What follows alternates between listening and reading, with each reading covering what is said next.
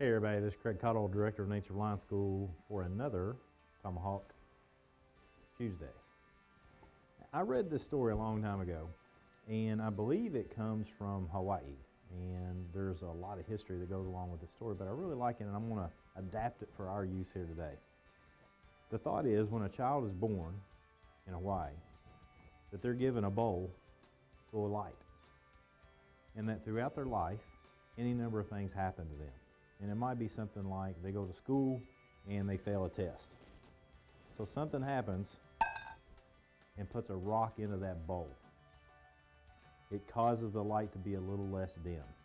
Maybe then they get older, hey, I might break a leg.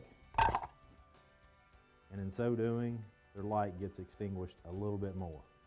And then they get to high school and that boyfriend or girlfriend, whoever it might be, breaks up with them, their first crush, all that kind of stuff. And the light gets extinguished just a little bit more. And you get the idea. Things happen in life. Some bigger things, and again, smaller things. Flat tire on the car. And then something big happens. Something like maybe a divorce, or sexual abuse, or you lost that job that you've been working all your life for. Something really big. And what happens is the light is almost extinguished until eventually there's so many things that are bad that have happened to a person that they put so many rocks into their bowl that their light almost is entirely extinguished. Here's the thought. All these rocks are these negative things. Here's what I believe can happen. And this is all dependent upon your outlook on life, maybe your religion, your faith, whatever it might be that guides and directs you. Here's what I think. I think we can do this, which is dump all the rocks off, get them out of there, and have a new bowl of light. Now, here's how we apply this to what it is that we use this Tomahawk Tuesday talk for. How is it that you can apply this? Let's think about it from a life perspective. I think it's pretty obvious.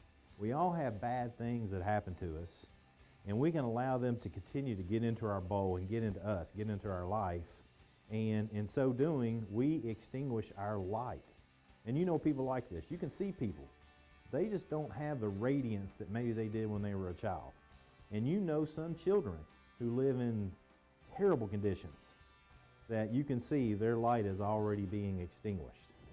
It might be something at work. Maybe you first get to work and you got this new job out of college or high school or whatever it might be, and you're really boundless with energy. All these good things are happening, and then you don't get the budget you're supposed to get, and then you don't get the boss that you really like.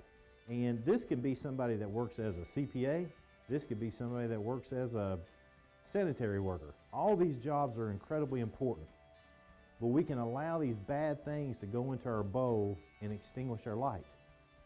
What I would highly recommend to you to consider is this, and that is take your bowl, dump it out every now and then, get rid of that stuff. Don't let it fester inside of you. Don't let it stay inside of you. Now, how can we apply this to survival? We talk about a lot in our survival classes, we talk about the critical rule 3, and that is you see 3 things and you know they're problems and you don't do anything about it. Don't allow that to happen.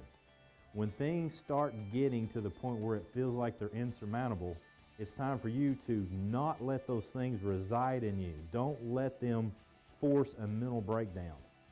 Even if it's just in your mind, discard all the bad things that have happened so that you can continue to survive and develop your mindset so that you can get out of the situation.